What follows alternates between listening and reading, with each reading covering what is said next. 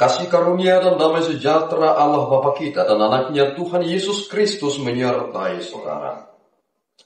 Amin. Shalom saudara yang terkasih, di dalam nama Tuhan Yesus Kristus senang bisa menyapa saudara di tempat saudara berada hari ini dalam dimensi yang berbeda, tetapi dalam dunia yang sama. Sebagai insan yang diciptakan untuk Tuhan, sebelum melakukan rangkaian aktivitas kita pada hari ini, marilah kita terlebih dahulu bernyanyi dan mendengarkan firman Tuhan.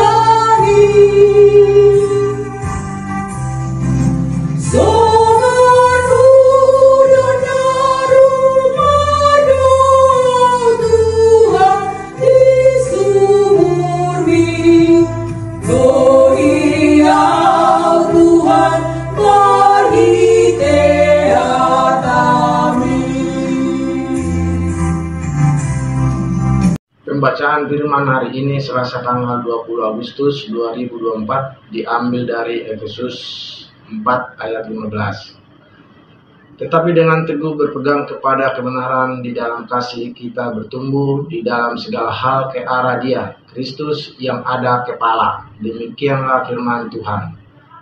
Saudaraku yang terkasih di dalam nama Tuhan Yesus Kristus, judul perikop kita hari ini adalah tentang kesatuan jemaat dan karunia yang berbeda-beda. Tentu, kita menerima karunia yang berbeda-beda, tetapi seluruhnya kita terima itu adalah merujuk kepada tujuan yang sama.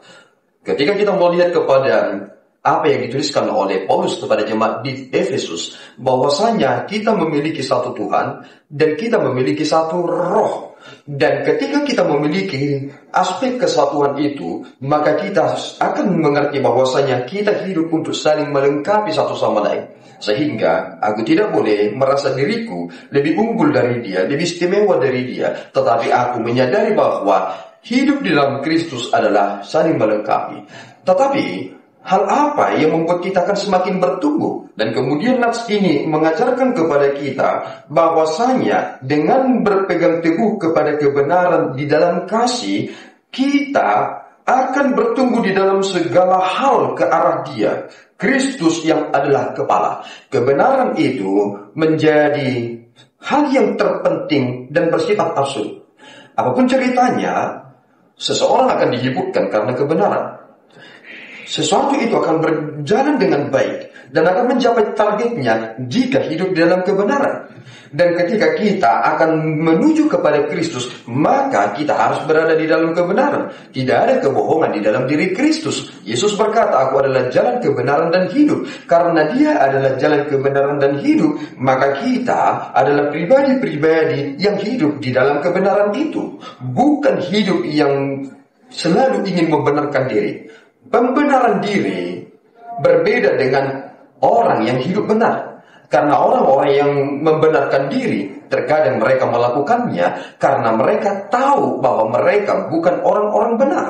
Tetapi orang-orang yang benar tentu adalah mereka yang memiliki kuasa itu. Dan mereka ternyata adalah pribadi-pribadi yang memiliki fondasi dasar yang benar-benar kokoh. Dan kita mengerti apa maksud ini. Karena orang-orang yang hidup di dalam kebenaran itulah yang tidak mungkin dapat diombang-ambingkan oleh angin-angin pengajaran. Mari saudaraku yang terkasih di dalam nama Tuhan Yesus Kristus, bertumbuhlah di dalam kebenaran itu. Firman Tuhan adalah kebenaran itu. Ini adalah firman Tuhan dan ini memiliki otoritas tertinggi dan ini sudah cukup kepada umat manusia, karena ketika kita hidup di dalam tuntunan kebenaran itu, maka kita akan melihat sesuatu hal yang lebih objektif, bukan lagi kepada realitas yang subjektif dan bahkan mengakukan diri kita dan tidak melihat kepada Allah yang harus dimuliakan. Tuhan Yesus memberkati kita berdoa.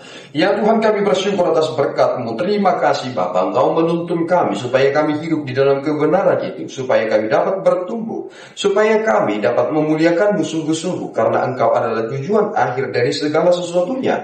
Engkau adalah Allah yang benar. Engkau memberikan kami karunia-karunia itu untuk memuliakan-Mu, bukan untuk bagian dari perpecahan. Bapa, peliharalah kami supaya kami hidup dalam kesatuan roh itu, sehingga apapun yang kami terima dan apapun yang kami layankan adalah untuk kemuliaan-Mu semata. Terpuji Engkau ya Bapa, di dalam Yesus kami telah berdoa dan mengucap syukur. Anugerah Tuhan kita Yesus Kristus, kasih setia Allah Bapa, dan persekutuan Roh Kudus menyertai saudara.